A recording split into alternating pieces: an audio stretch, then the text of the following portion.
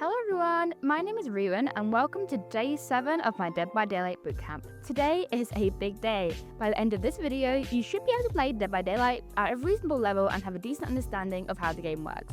We'll be going over how to communicate with your teammates today and toxic behaviours to avoid. Let's get straight into it. First is crouching. It can be used in good and bad ways.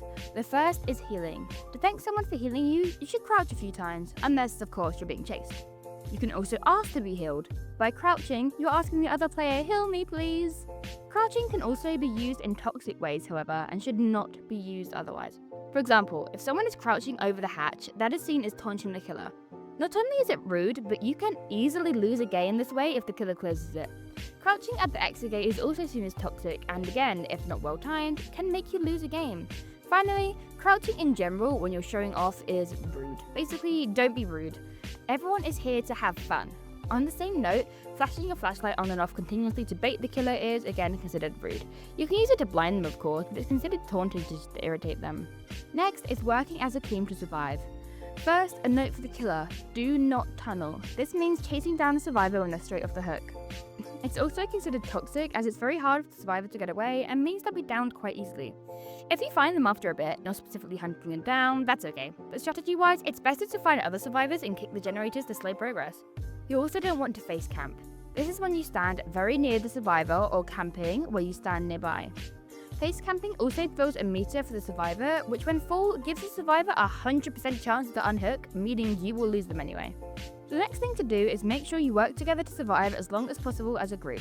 If there aren't many survivors by the end, it's almost impossible to get the generators done and escape. So if a fellow survivor has been chased down a lot and you haven't, try and take the chase and help that survivor hide. Rather, you take a hook than the other survivor die. Another thing to be careful of is rescuing your fellow survivors. If you're injured or have 2 hook staked, leave it to someone else. You are more likely to die when going for the hook rescue and it's not worth risking yourself. Also, be careful when unhooking. Don't give your position away too early. Next, keep an eye on status effects. If someone is being chased and is about to be hooked, take their chase. If someone is hooked, check your fellow survivor's health to see who should go. We're now going into 3-gen. 3-gen means that you've done the generators so that the last 3 are close together. Do not do this. This means it's significantly easier for the killer to hunt you all down, so ensure to spread out. On this note, don't hop on the first generator you see. Wait it out, you'll get caught very quickly. After you have done your first gen, try and find someone else's gen. Now let's explore body blocking. Say someone is about to be downed in a chase and they'll die, you can block the killer with your body and take the hit.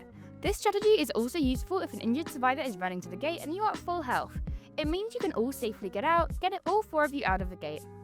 Finally, have fun and be civil. You will get plenty of blood points whether you win or not, and there's no point being mad at the end of the match, especially during events like FNAF, where I'm sure there'll be some kind of blood point bonus. You don't need every survivor, and you don't need every killer to be good at the game. And that's it for the first week.